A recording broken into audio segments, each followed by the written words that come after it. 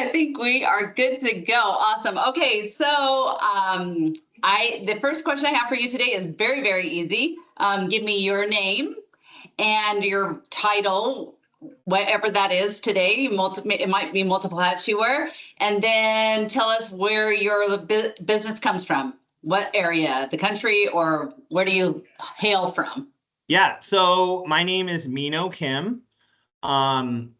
And I am a branch manager, AVP of community lending for Loan Depot. And my branch is located in Suisun City, Fairfield, so naturally Solano County in California. Awesome. Well, okay, so how did you start in this crazy game called mortgage? Did you start on the ops side, the sales side, started under a mentor, just they gave you a book and said, go to town? What happened? So when I was younger and I graduated college, I thought I wanted to get into law. And then I told myself I really wanted to focus on international foreign policy. So I wanted to go to Georgetown originally, but took the LSAT, didn't get in. So then after that, I decided to just come home. I went to school at UC Santa Barbara, came home, was kind of searching other type of job roles and such. And then a buddy of mine was doing loans, and this was probably in 2004. And he's like, come on by. And I took a look and I was like, wow, there's a lot of people making money. And it's, one of those things where when you're young, you graduated college, trying to look for a job, you see all these young professionals making money. You're like, oh, this looks very attractive. So that's when I had my first taste of mortgage. I left the business and then, close to the crash. So I left in about late 2007. And then I started up a whole chain of businesses, frozen yogurt shops and baby product manufacturing company where I manufacture baby products. I didn't even have a kid back then. And then did really well. And then I'd say over the last 10 years, my sister-in-law works for a builder. She does sales for them for new homes. She asked me to come back on the account because it was an opportunity, and I took it and haven't looked back since. Yeah. So is that your primary source of referral business or incoming business is a builder account, or is it was. So I worked that builder for 8 years. And when I worked that builder for 8 years, I worked every day, like every day. My daughter, I remember she cut her finger. She was like maybe 1. I rushed to the ER. I saw her get her stitches, and then I went back to the community. Like, that's how committed I was to the account. And because of that, I developed a lot of good relationships. You can imagine how many folks I helped through home ownership at the builder alone, but also the agents that I met who were bringing in buyers, and they saw the work that I was able to do when I was doing builder loans. And so they would send me their referrals.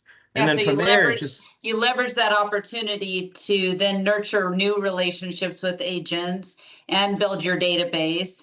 And so now and I'm assuming if you worked every day for 8 years, which is crazy talk. So if you're out there listening to this podcast, you will hear that he means business, because that is commitment. But I'm assuming at some point you decided you needed some work-life balance, and that's exactly right. Changed things a little for you. Yeah, I mean, work-life balance was very important to me because there comes a point where you could only do so much. You're one human. I mean, I was skipping lunch. I learned how to fast just because I was working so much, and it wasn't intentional. And I noticed that my body was deteriorating because you can only go for so long. I would try to wake up earlier. I would try to go to bed later. I would try to prep my days in advance. And it was just getting unhealthy. I found myself drinking a lot more too, which is kind of the nature of the beast in our industry. Yeah. So I needed to make some adjustments. I wanted to be more present with my family, my kids, even though I, was working from home a lot of the times. You could still be under the same roof, but not really engage or see. And present, right? You're not present. Yeah, because you're just grinding and working, right? Even if you're in the same building. Yeah, and I even tried time blocking that time. And that still didn't work because when you get a phone call from an agent, referral partner, or a client, you got to pick up. Yeah. I'm that guy where the shower is running and I turn it off just to answer the phone. Yeah. You know, like that's my thing. I hate to give that visual to anybody out there, but you know, that was my That's your life. commitment level. Exactly. So I had to just take a step back and I was like, you know what? I'm content with my flow that's coming in. I want my weekends back. And then I got my weekends back. And then I got even busier. But it was a different type of busy because I didn't have to be present at the communities on the weekends anymore. So from there, and then that following year, I funded $100 million by myself. Awesome. Which is crazy. So did you find that your balance came from hiring team members to help you and or did you just, that was just you shuffling your day differently? What do you think the game change, you know, to make that happen? You're still cranking on loans if you're doing $100 million business. Yeah, no, absolutely. So I have to attribute a lot of my success towards my production assistant. Her name is Jilly Reynolds. She's actually been with me for 10 years. So she's my work wife, my right hand. I literally can't move without her. But she's been with me through the journey. So she was a crucial part. Any successful LO I know who is in the 100 millions number, they all have a Jilly Reynolds. They all have a right hand. I call her Goose. She calls me Mav. So it's been our thing. It's just the funniest thing. I'm like, what's the status on this one, Goose? Oh, I got this one, Mav. It's okay. But you know, it's like, so that's number one. But I think what really changed everything was my mindset and my habits. When I say habits, people take habits very lightly, but I had to be obsessed with creating a habit. And there's one thing in creating it, but it's another thing following through with it and staying loyal to your habits. So, for instance, cutting and consuming your alcohol, that's a habit. Drinking is also a habit. Yeah. Another one, waking up later, that's a habit. Not preparing the day in advance, that's a habit. So then once I started building better habits, excuse me, I found myself having more time to do more self-improvement on my own. Love that. Yeah. And as the self-improvement started compounding, those became even more better habits. And I feel like through every chapter and every season, I'm just leveling up just a little bit more. And it's still a work in process. Yeah, I think if I love about you, you're a learner and you're willing to evolve and change. And I think those of us that have survived in you know, you've been doing this gig a while, you got out for a while and had successful businesses, and then you got back in because you saw the opportunity. But I think you bring up a really valid point that those of us that have really been able to sustain in this business long term, we evolve in this business, right? And we look at ways to improve on ourselves. We look at ways to improve our businesses. I think that that's all super valuable, right? And I think what I hear you say is you looked at each part of your life and started to say, what can I chunk away at? You didn't take it all away at one time. You just said, what can I change a little bit here to make that better, or a little, right? I mean, yeah. So a lot of people, there's this guy named Dan Martell, and a lot of people ask him, like, so what are the secrets that you do that make you successful? And he would say something like, well, it's actually the things I don't do. Right. So those could be, I was doing a lot of things that were draining my time, and time is our most valuable resource. Right. It's not money. Yeah. And I was trying to protect it. I was trying to maximize it. I was trying to utilize it. And I realized by neglecting family too, I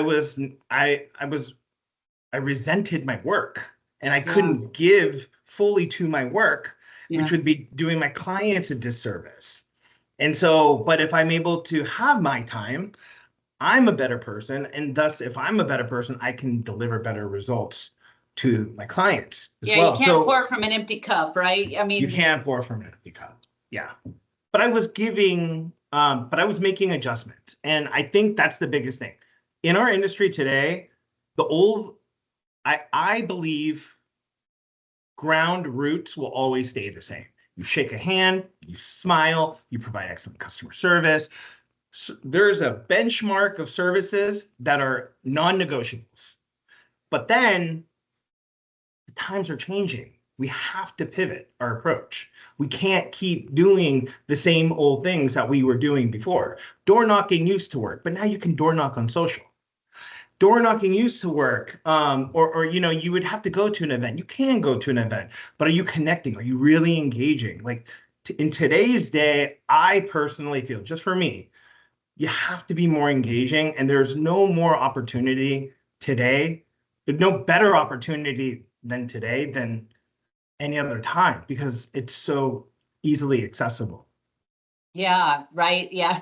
I I go back to when we started, and I think by then we were probably, I don't know, maybe we were getting our credit reports still over the fax machine. So yes, things are more accessible, things are quicker, right? And people are hungry for information, hungry to see you on social, hungry to interact with you, whether it's at an event or, human connection is highest level ever, I think, and it's faster than ever, right? Let's circle back just one thing. I want to go back to Goose and Maverick. So did you score on your first time hiring somebody as your loan partner or your production advocate or assistant off the first try, or it took a little while to find the right mix? So I love this question. So I'm a perfectionist. And I think all of us. Nice to meet you. Me too. Yeah, it's very nice to meet you. So I will say this. When I first started, I didn't want a PA, a production assistant. I wanted to do it all myself.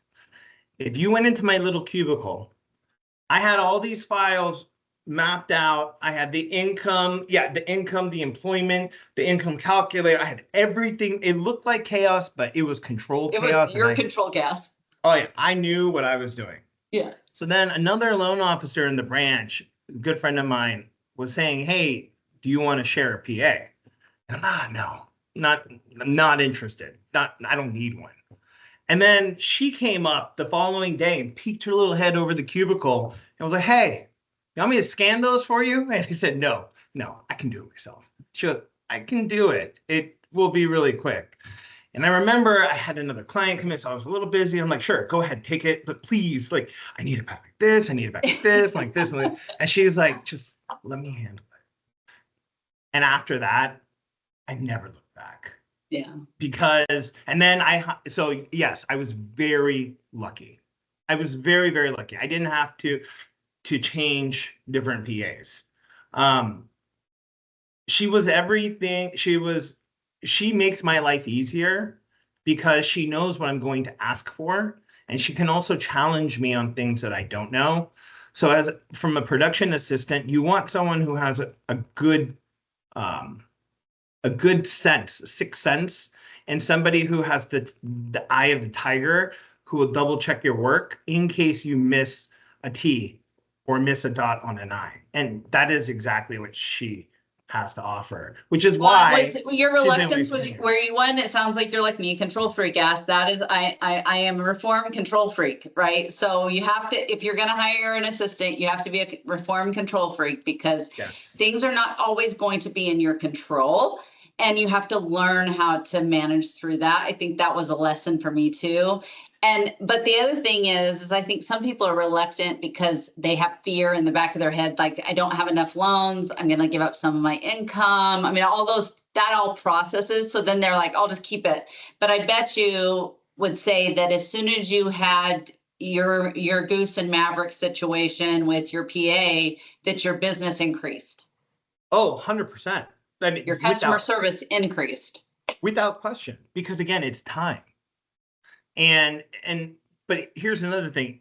it has to be, you have to protect your time and save your time, because the more time you have, the more you can prospect, the more you can go out and have some time to yourself, maybe even read a book, maybe even go to the gym, maybe go on a walk.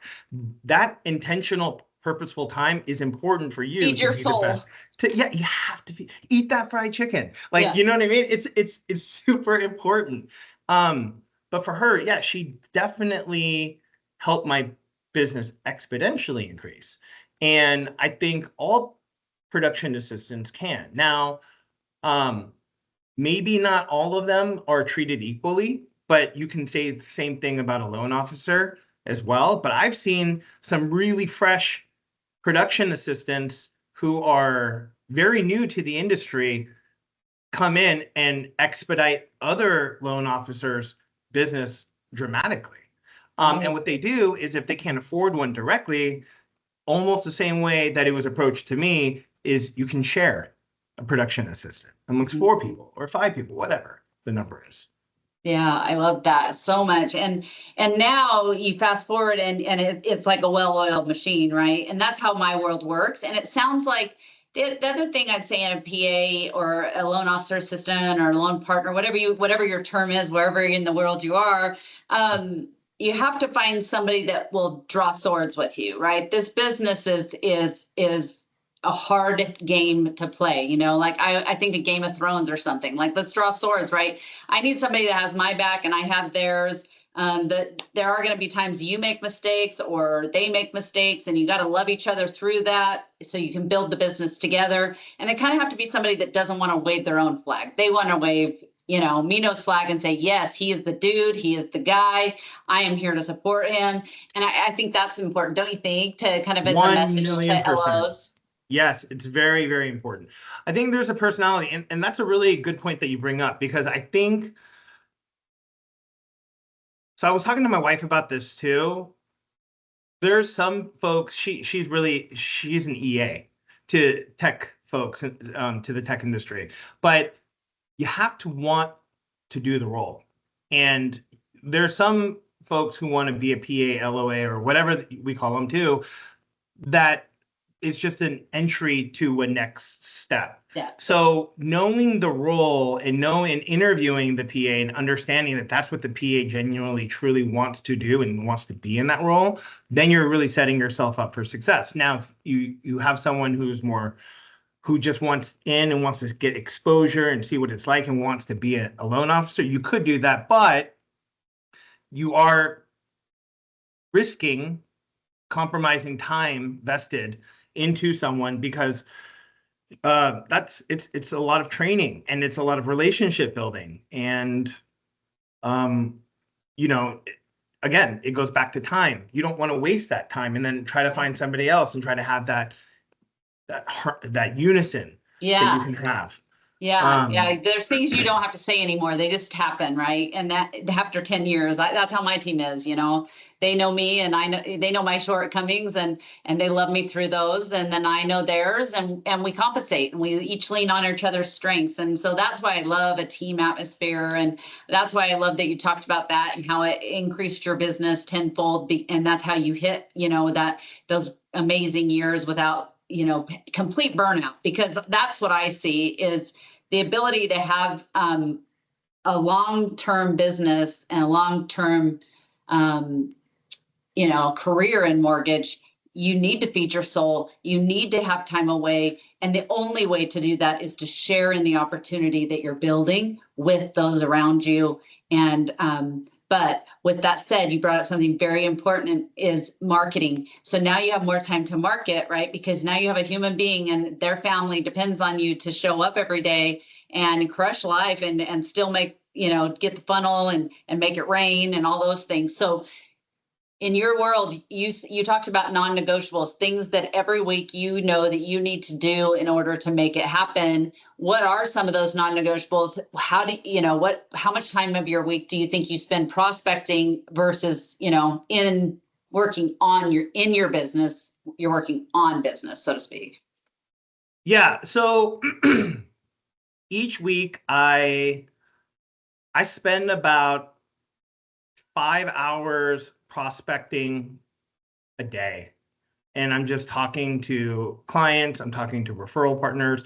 See, a lot of loan officers will only talk to referral partners when they have an active deal. For me, I try to stay on their radar. Now, here's the thing, prospecting doesn't always have to just be over a phone call. It doesn't have to just be always over in person too. In person is great, but prospecting could also be on social. It can be on commenting on some of their posts. It could be sharing their posts. It can be being their biggest cheerleader. It could be a realtor that you have been trying to earn business from that you couldn't earn business from, and you saw him or her post a house, and you now share it. And then, that person will now contact you and say, hey, I can't believe you did that. Thank you so much. I'm hosting an open house this week. You want to do it with me? And you're like, yeah, right. That prospecting. Yeah. So 5 hours there, that's a non-negotiable. Also focusing on content, just marketing content, material content, brainstorming that. And now it's kind of changed though too, because I'm also a manager and I'm managing. So now my role, a lot of it in the week is allocated towards sharpening iron, and having them have some non-negotiables and be accountable as well. Yeah, mentoring, managing, yes. Yeah. So, but overall, prospecting is a big one.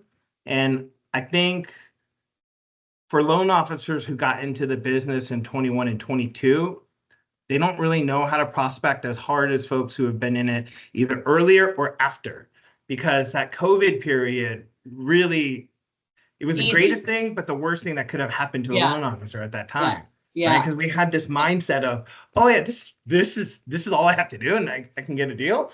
But now it's not like that. It's feast or famine, kill or be killed. And it's really all about, not losing any opportunity in trying to hunt and gather as much as you possibly can to feed your family. I love that. So now you're mentoring loan officers. So what advice do you give, LOs, either new, fresh in the business, or somebody that's kind of stalemated, they're not where they want to be? And as a manager, I've seen this where I know that I like see all the potential written all over them, and maybe they don't see it about themselves, or, I just, and you can love, train, mentor, but you can't make people want it. And I guess, what advice do you have or give to your team that maybe is stalemated, or they're trying to push to the next level? That'd be awesome. I try to be as inclusive as possible with my branch. We have a non-negotiable accountability meeting every week, and we do it over Zoom. Sometimes we'll do it in person on our branch meetings, but this accountability call is very important. So we start out with just updates in the industry. Sometimes we'll talk about wins. Sometimes we'll talk about losses, but we embrace our losses together. We try to be as inclusive as possible together. We want people to know you might be going through a season right now, and that's okay. Well, tell me, person B, what's working for you? You just closed 6 deals last week. How did you do that? What was it? So there's no real secrets. And I think it really comes down to everyone knows exactly what they have to do. They may not know what the results might be. Like, you can work out and you're going to get healthy, but sometimes you don't see it right away, and with loans, it's kind of the same way, in that, they'll put in a lot of work and they just won't see anything convert. But then when we ask why, they open up, and then we realize, that's what it is. Your follow-up could be stronger here. Let's focus on follow-up all week. Or, hey, I've been having a tough time prospecting clients. What can we do?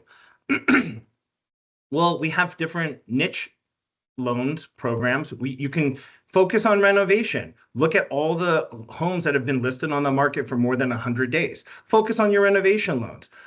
Go to a listing agent. Show them what a comparable would look like. this versus this, just to do a renovation loan, close the loan at 30 days, and then however the build out time, do the build out. That can be one. Oh, Right. Divorce. Okay, great. Hit up every single divorce attorney in town. Like it can be anything. And you just can find a niche and just focus on that niche. Maybe it's builders. Go knock on other builders. Say, okay, you have a preferred lender. Fantastic. In the event they're not available, I'm a phone call away and I will work weekends and I will be available. I'm not trying to take away from them, but I just want to better service you. I mean, the list can go on. And so, well, it sounds like you build community at your branch so get yourself a tribe, friends. You need a tribe around you, and it's not about competition. It's about community, because if you're in an environment where it's competition, you find yourself a new environment, because people should, in your space, in your branch, in your company, should cheer for you and love you into it and want to see you thrive. And so if you're not getting that, that's when I would say it's time to find a new tribe, because that's what you're doing, right? You're trying to show community so that people can ask questions, or, hey, like you said, maybe your follow-up is lacking. Maybe you're not actually asking for the business. You're going to 100 lunches, but you're not actually saying, I need the business in order to survive. You're not asking the basic questions, and having community around you and being able to talk through that, I think, is such valuable feedback that you give. Yeah, because a lot of people feel alone. And there's also environments, like you said, I love the word tribe. And I think you're absolutely right, because you also mentioned the word trust earlier when you were talking to me in a branch, and you're in your office, you trust the people that you work with. And I even called it a SEAL Team 6 meeting too, because, we have to go in, we celebrate each other's wins. We lose together. Even though we have individual production, we are all accountable to each other. But here's another thing too. If one person is doing a ton of volume and the other person's doing a few, not that much, and then you have other people who are just sucking resources, that's another thing that needs to be checked, because we work as a team. We work as a unit, and the more we can work as a unit, everybody wins. So the branch culture, the tribe, is absolutely super important. Yeah, I love that. I love it so much. So in your career, was there a mentor, somebody that you looked up to that you said, I want to emulate that person in my career? Or was that you, and you are evolving all the time, and you just intuitively became that person that others would follow? How did it look for you? So the first person who brought me into the industry, his name is Elam Kong. My best friend, also a mentor. He showed me the ropes of loans. This guy was really good, really, really good, very confident. Showed me the ropes, helped me understand the business. So I attribute a lot of that to him. When I came, and that was in the beginning stages. And then when I came back to the industry, before I got back, one of my heroes is John Bianchi. And, John Bianchi was running retail at Loan Depot for a really long time. And he also worked at Caliber when I worked there too. And so it was really cool, because he was the first $100 million producer I'd ever heard of when he was at Countrywide. And, I saw some of the work that he has done, and I was like, oh man, like that guy, I want to be that. And then I got to meet him, and, the guy is just super cool, really nice. I think my mentors evolve too. So Alec Hansen, he's part of Loan Depot. He was our chief marketing officer. He runs retail on the West Coast now of Loan Depot. Alec really, he helped me refine and sharpen my media presence, and taught me that it's okay to be authentically you. And I think that's what we lose a lot of on social media, especially in mortgage and real estate, because we see all these other people doing things and we try to emulate, we try to mask, we try to almost keep up with the Joneses and come out with a certain type of persona that may not be us. And Alec he did a deep dive on my stuff publicly too. And he was like, he looked at me, he was like, bro, really? Like, that's not you. And I'm like, oh man, you got me. Yeah. And so but he's taught me a lot. And even, Jeremy Bordner, you want to talk about like somebody who is well articulate. I wish I can speak the way he does. I wish I had the demeanor he does. I wish I had he carries himself very, very well. He communicates brilliantly, and he's super humble. And that, to me, is a characteristic of a good mentor, because it makes me and motivates me to want to also aspire to be as such. Yeah. At least his positive attributes. Yeah. Yeah. I love that so much. So what challenges have you faced? It hasn't been all sunshine and rainbows. This business it's not going to give it to you. There are days you just want to poke your eyeballs out. Adult butter knife might be a bit past your death. I don't know. But I feel extremely grateful for the mortgage industry. But with that said, I think there are days that you're like, wow, or there's times in your life, whether it was personal, I hear people that have gone through cancer or divorce or loss of a loved one, or, the pandemic or the recession, or the taper tantrum of 22 that got them, or they lost houses. I mean, you name it, people have been through things. So in your lifetime, what is something in your career that you've had to say, okay, this is a giddy up time, and I gotta strap on, and I've got to dig deeper than I've had to ever dig to stay in this business, to stay winning. What for you has been that, either personal or professional, that challenge that you're like, I have to be stronger than I thought I could be? And maybe if you don't have that, God love you. But yeah, no, we all have it. I'm just going through the library in my mental bank. I'm like, which one do I want to share? Oh man, there's a lot, right? I mean, refinances are hard right now. A lot of mortgage companies are not holding on to their servicing. They're selling their servicing. Once the servicing gets sold, they're getting hit up first and foremost. So you're competing now with clients that used to be loyal to you, but now they're working with the company who's collecting their mortgage payment. Yeah. That's been really hard. And a lot of these servicing companies are working from call centers, and the comp plans are very different from ours. Good point. And then you also want to benefit the client because you care about your clients, so you want them to get a good deal.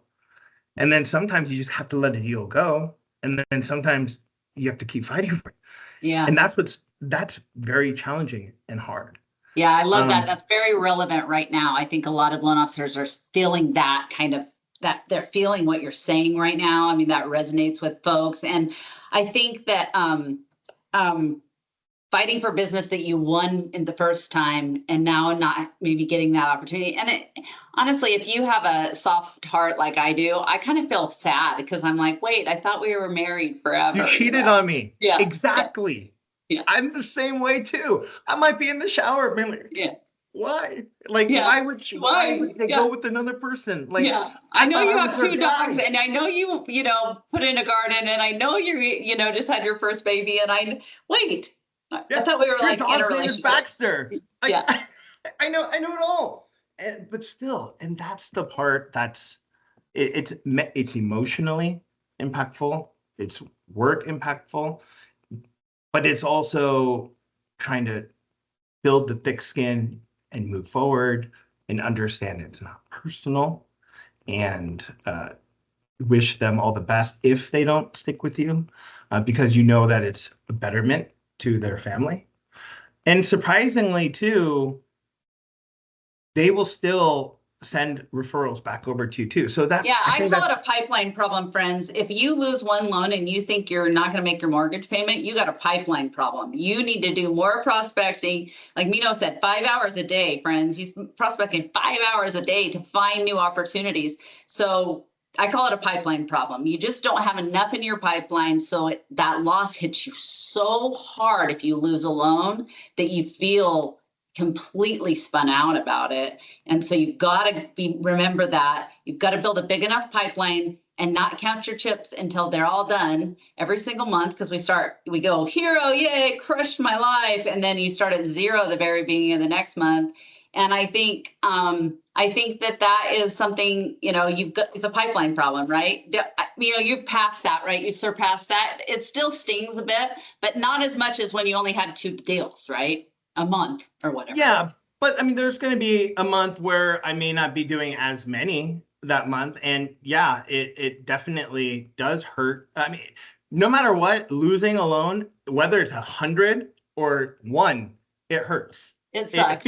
It feels just the same. Yeah. I know if you just lose 1, though, you're probably like, oh no, but if he lost 1, it doesn't affect him. Actually, it does. And yes, we don't like it either. Even if we are a top originator, you don't like it. You want to win. You want to service every client. Yes, exactly. Because it's not the money that we're chasing, it's the relationship that we're chasing. Absolutely. It's the client that we're chasing. Yeah. And to us, that matters most, because once you have the client's trust, you've got their sister, their brother, their cousin, their work, their coworker, their uncle, their niece, literally everybody. And I've done loans for multiple family members for that, right. And that there's another funnel, but some people might get, and I tell my loan officers all the time, like, just because you lose a deal, you still need to engage with that client. You've built a relationship with them. You've already had.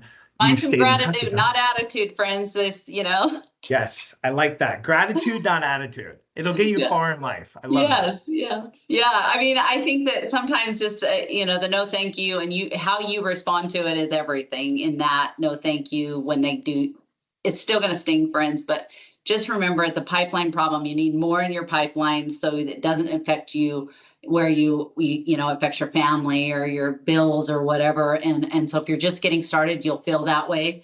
Build a bigger pipeline. Trust me, it still stings, but not as much as if you can't make your bills as a result. Yeah, and building a bigger pipeline too is so relevant though to that as well, because the more and the bigger your pipeline gets, it doesn't sting as much. It still hurts and pulls at your strings emotionally, but financially, we haven't even talked about the financial part. Right. And here's another thing, that momentum carries to your next client too. So building thick skin and moving forward and just continue to prospect, eventually that 1 will turn into 10, 10 will turn into 20, 20 will turn into 50. Then you might even have 100. Then it might hit 500. Now you have a different problem. Now your problem is you haven't followed up with all your previous prospects. Yes, your problems change, friends. They do. They always change. And then it's rebuilding relationships with them all over again and all over again. That's why it's so important to continue prospecting, even if it's with past clients. I love it. I love it so much. Okay, so let's talk about this. So we talked about non-negotiables. How do you stay motivated? What do you do to fill your cup? Like, what's your thing? Like, if, I always say celebrate small wins, because sometimes you can't physically figure it out, especially if you're new to this business. You're just trying to start. And like you said, you might be doing all the right things. It's not going to pay for a while. Some relationships that are my absolute solid, best, longest term relationships I built in this business took a long time to build. Just like any good marriage, you're building it on a basis and you keep building and building. So wait, what do you have advice as far as, staying motivated, keep moving forward? If you're not seeing the paycheck, friend, what do you tell people? Like, how do they stay going? Health is number 1. Protect your health. That is 100% number 1. Because if you're not healthy, you're not feeling good. If you're not feeling good, you can't make others feel good too. So even if that's taking a walk, even if that's working out, meditating, whatever. For me, non-negotiables, I wake up early. Give me some free time to do that health activity, whether that's going on a walk or a run or on the Peloton. Another thing I do is I go to church. Some folks could go to church. They can do any other type of activity, but that's more spiritually grounding. Some may, meditate, whatever. That's a non-negotiable for me. I also volunteer. So I volunteer for like my kids' schools, like Dads of Great Students for that program. I volunteer through church. I volunteer through some nonprofit organizations. I also volunteer for the Asian Real Estate Association of America. So I have other things that fill my cup, because if you can't tithe your time and feel real good by doing nice things, you're really not going to be able to make any client feel good. You won't make any of your business partners feel good, your referral partners feel good. So I think the trick is microdosing feeling good. The more you feel good, the more you can make others feel good. I love that. Microdosing, feeling good. I love it so much. Okay. Yeah. So what one marketing strategy or tool do you swear by? You're like, dude, if you took this away from me, I'd struggle less. Or is there one, or maybe there's many, but Marketing strategy, if you took away, or a process you need in your business, something that you're like, dude, if this went away, I'd struggle. yeah, no, this one, honestly, it would be social media. If you took social away from me, it would be very impactful, because I engage so much on social. Now, here's another thing too. Social can be, I've taken classes, I've paid for workshops, I've gone down the rabbit hole, and social can be very dangerous, because when you're there, it can make you depressed. You're consuming a lot of content. I'm not encouraging people to just watch social all day. That's not what I'm doing. But I found myself in a dark place when I was just trying to study social, to use social. But then what happened was I pivoted my belief, and I started focusing on what to market on social instead of trying to market to everyone. So I'll give you an example. A lot of people will, if you're trying to recruit loan officers, you come out with loan officer content. If you're trying to target referral partners, you put out with referral partner content. First-time home buyer content. The problem is when you trying to get into social and try to market on social, you start seeing what other people are doing, and then you start emulating and you start creating content that emulates what they're doing. And now you drown, but then on top of that, you're not getting the engagement because you're not being authentically yourself. And then you start feeling depressed. You're like, why am I doing this? No one likes me. And okay, now the intention is now it's not helping you, it's used against you. Yeah, it's hurting you. So then I changed my For You page. I intentionally like certain things. Like Gary Vaynerchuk talks about only cats and rainbows on his For You page. That's it. You go to my For You page, all you see is food and realtors. The two things that you're going to see on my For You page, it's all food and realtors. And but I do it because it's a great way to engage with people, even just to check in with them. People. Like I was talking to Candace, and we were talking, and she was saying, like, yeah, we hang out with people that we see most of the time. Like our kids play with other kids, so you typically hang out with kids from other schools, or you hang out. It just makes everything easier. Well, social media is a great way to still do that, and it's hard to continue to reach. We're so connected to so many people. So if you took away my social media marketing, it would deeply impact my business. How often are you posting? You said you had to get who I am, who is Meinoh, what do I like, who am I as a person, so I can be authentically myself. I think I call it disruptors. So you were watching that social, and you were being disrupted. Some disruptor in the market was posting on social and posting the same house 17 times as the closing, and you're like, hey, they're closing all these deals, but trust me, friends, they might just be posting the same house, every third month or whatever as a closing. And so I call those disruptors. So you had to go like internal and say, who am I as a person? What do I love? What do I love about the business? What do I love about life? Whatever, food. And I love to look at houses. So I love to share my realtor post, whatever it is, it sounds like. And then you became your own disruptor. How often are you posting on social? How did you pivot from watching disruptors to becoming a disruptor on social? I think that's helpful information. Great question. I was posting 3 times a day, 5 days a week for about 2 months. that stressed me out. And then I'm like, what am I doing? I'm supposed to be a loan officer. I'm not a Creator. I'm not a creator. I'm not an influencer. Yeah. That's not me. And Yeah. so what happened, sorry about that. What happened was, I think that's where the misconception happens. Influencers are not loan originators. People get that very confused. Yeah. Most Yeah. influencers are lead generators. Yeah. They are not mortgage loan officers. Yeah. So for a mortgage loan officer, you really just post when you want to post. You just got to make sure the post you're putting out there is relevant. You got to make sure the post that you're putting out there has intention. It can't just be post just to post. You can Right. post a post 3 times a day at different hours of the day. You can track your engagement too. But if the post is not engaging, or you're just creating a post, or it looks like everybody else's post, you're probably, it's kind of a waste of time.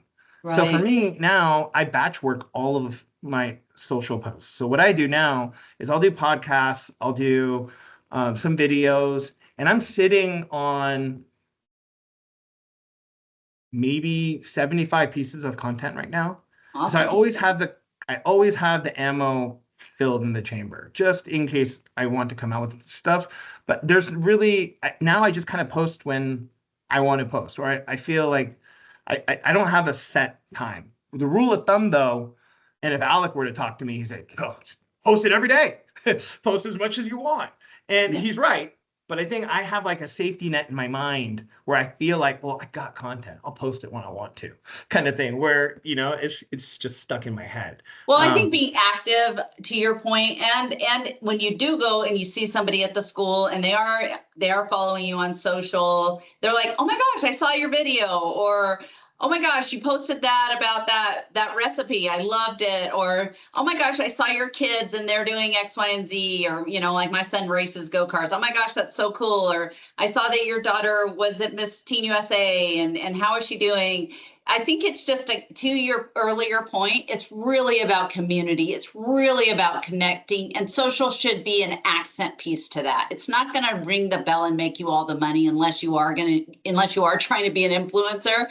Most loan officers mortgage is not as sexy as real estate, honestly. So it's a little bit harder to be an influencer, I think, Yes. in mortgage, if you are really on target with the subject. But I do think it's an accent piece. And I do think it can help you build community, to your point, and build just, trust between you and those folks that know you, right? I think that's helpful just to get your name out there too.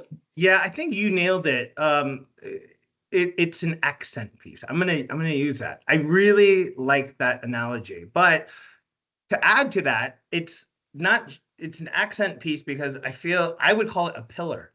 And I feel like we need multiple pillars in our business, our formula, right? Yeah. We've got our referral partners, we've got our realtors, we've got our social, and that's all holding up the bridge.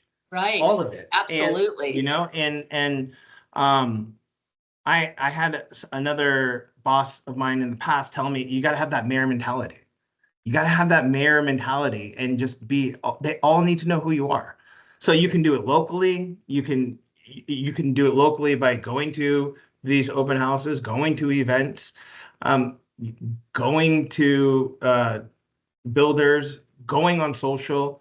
Now, and the only danger behind all of it is you do all the motions, but you're not extracting anything out of it. Mm-hmm. Because you can find yourself moving and thinking that you're making progress, but all you're doing is moving. Yeah. And sure. Like keeping that part dialed in and being intentional and knowing what action, like every action has to be intentional. What are you trying to achieve? What are you trying to pull from it? Measure results, friends, because that is key. Results. Because your time, as Meinoh said, is limited. You only have so many bullets in your gun to shoot on a daily basis. and time and money are similar, and they are connected. And so if you're spinning your wheels and it's not giving you a measurement of an output, you got to change your plan. And I think I'm at an hour, and I think you probably have to get children. But thank you so much. It's such my pleasure to meet you. I'm so grateful. Our mutual friend Jeremy introduced us, and I'm so grateful you're on this journey with me. This is going to be fun. No, it's my absolute pleasure. Thank you so much for having me, Mandi. And I love having this type of open conversation regarding our industry. Like you said, it's not a attractive as sexy business as real estate, but we try to make it fun, and things like this make it amazing. So thank you for having me as a guest as well. Thank you. Thank you so much.